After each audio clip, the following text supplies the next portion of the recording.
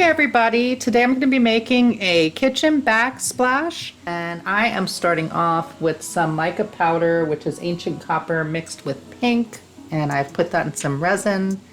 Now I have some river pebbles that I've also mixed in with some clear resin, and I'm just pouring those in there towards the bottom of my sculpture and just spreading them out towards the bottom there. Trying to just keep them in that one area and spread them out evenly.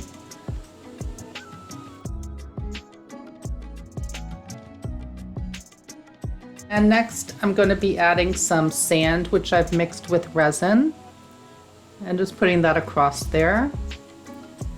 And some more sand just on its own, just to kind of create a little barrier.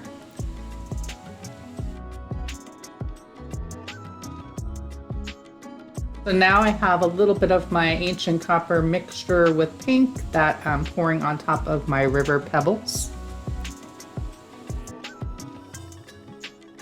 And I have my crushed glass I'm putting towards the top to make another little barrier for my resin. And a little more sand again. And now I have a mixture of blue pigment with alcohol ink, which I'm going to link all of the colors that I used down in the description box below.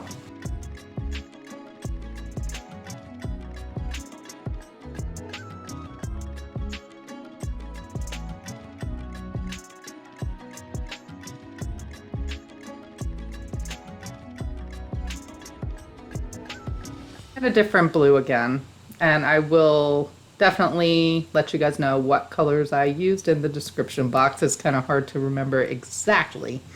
So, and I'm just adding a little bit more blue on top.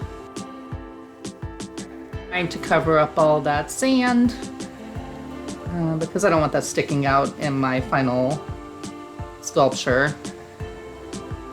I do want that to be covered and kind of in the background.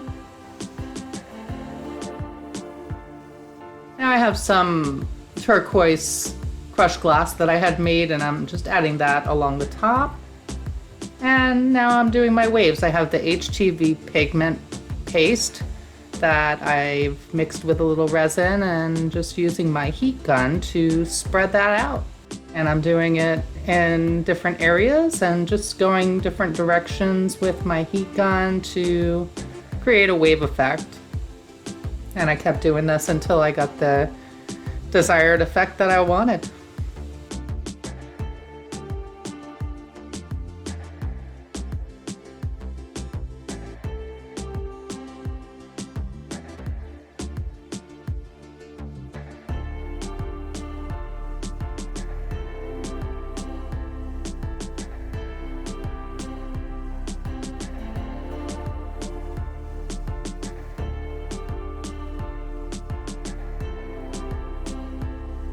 I had waited about 5 hours and came back, and it was actually almost set. So next time I do this, I might want to check just a little bit earlier to make sure, because I don't want this setting up on me before I could bend it the way that I wanted it, because I wanted it to be able to stand on its own.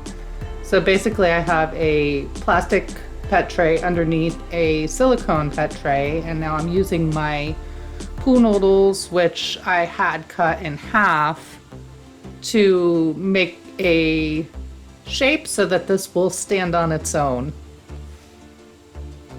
And I adjusted it a little bit a couple times, but the shape that I wound up with at the end I was very happy with. I wound up using 2 pool noodles, or 2 half pool noodles I should say, and made it a little swervy shaped kitchen backsplash. I let this sit till the next day, and it was all set.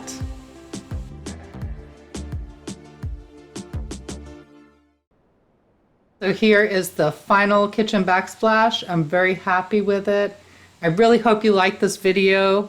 If you like this video, please like and subscribe down below. Thanks so much for watching, everybody. Have a wonderful day.